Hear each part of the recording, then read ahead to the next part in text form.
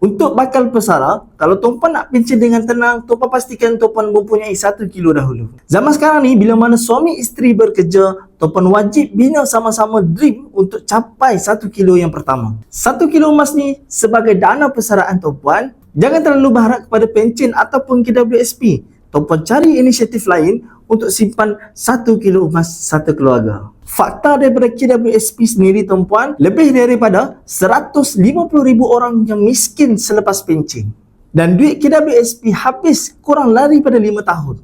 Bila kita pencen ni tuan-puan, kita nak tenang-tenang. Kita tak nak kita kena terpaksa bekerja kembali. Jadi, kunci kejayaan untuk tuan-puan nak bersara dengan tenang ni, tuan-puan pastikan tuan-puan mempunyai 1 kilo untuk satu keluarga. Menyimpan emas ni adalah langkah yang paling bijak untuk tuan-puan selamatkan kekayaan tuan-puan. Nanti bila tuan-puan dah pencen, tuan-puan boleh cairkan sedikit demi sedikit simpanan emas yang tuan-puan dah simpan selama ni.